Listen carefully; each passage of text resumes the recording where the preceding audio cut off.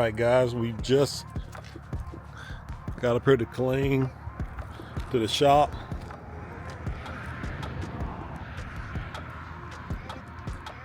So we're at All Makes Cycle Repair, Killeen, Texas. I go right back there with the van.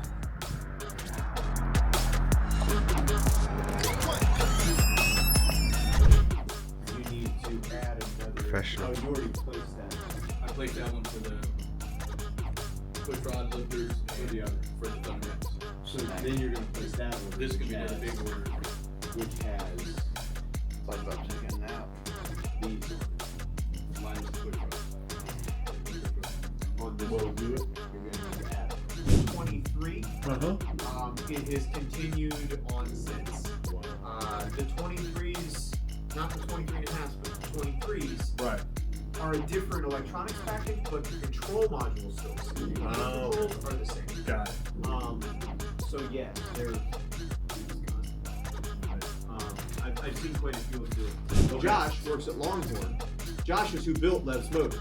Lev was telling me, I said, yeah, I'm gonna go to All Bank to get this. Can he say, oh man, he said, my bike is there right now. He said, I can't feel. We're all connected somehow. Somehow, yeah. If it'll do that thing where you try to start it and it just goes. If you keep trying to do it, it'll keep going. If you let it sit for like 5 minutes and then do it, and then it'll start right up. And so that's what we thought his was going to do, but this time it didn't start. Okay.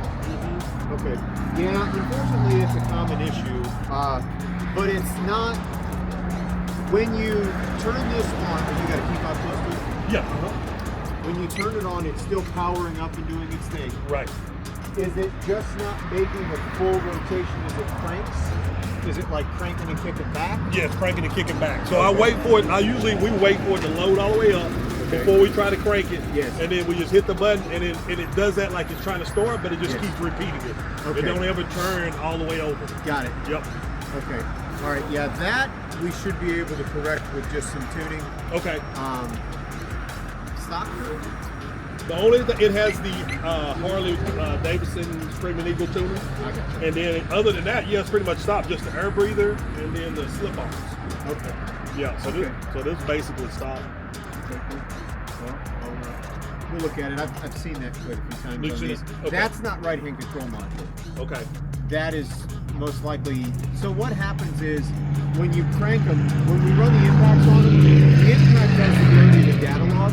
Okay. So we can actually go back in the data log and see why did it not fire. Okay. We can see what information was missing. Okay. So it has how many hundred streams of data, and there's got to be something not there. Okay. What it is a crank trigger. Okay. It doesn't mean the crank trigger's bad. It just means that for whatever reason, it's not seeing the crank trigger sequence properly. Okay. And if it can't see the data accurately, it won't fire the plugs.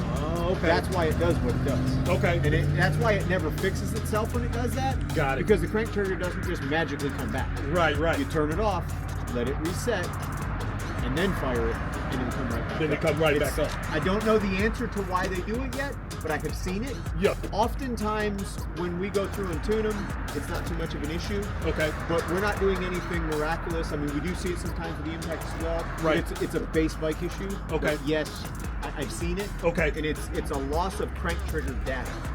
Okay. Got it. Okay. If you go to turn it on, like if you go to flip it on, Uh-huh. and you just black screen, and then it takes about 15-20 seconds, and then it powers up, that's right-hand control mode. Oh, okay. Got it. Okay. Got it. Which is a common problem as well. Okay. So my first bike was a Katana. Yeah. 95 Katana. And a tuna. Yes. That's the running joke in the shop. Shit. Man, that thing was beat up and painted a couple different times. I bought it in Louisiana. It did. It ran. You want to know how bad it ran? I was trying to sell it, doing wheelies on it in the street, and then dropped it, cracked the block, it bled all over the street. Right. And then a buddy of mine that worked with me bought it from me and welded the block, and he rode it for a long time with the block welded.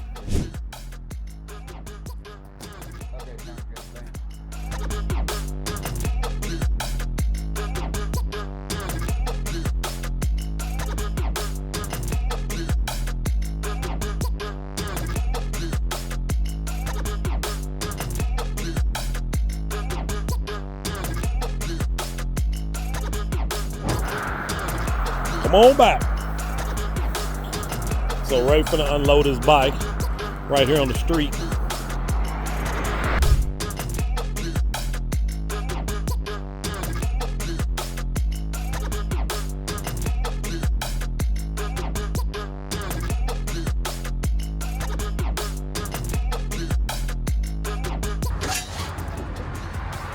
You got the brake, right? Yeah, I got the brake. I'm kind of limited on the space. We're going to have to stand inside here. You want to sit on it? Or just roll it back? I mean, you can sit on it.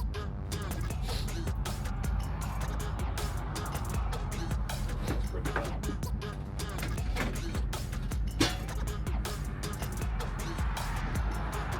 Good on this side.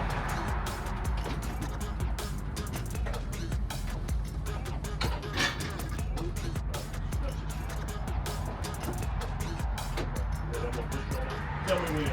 I'll tell me when no parts come. No question.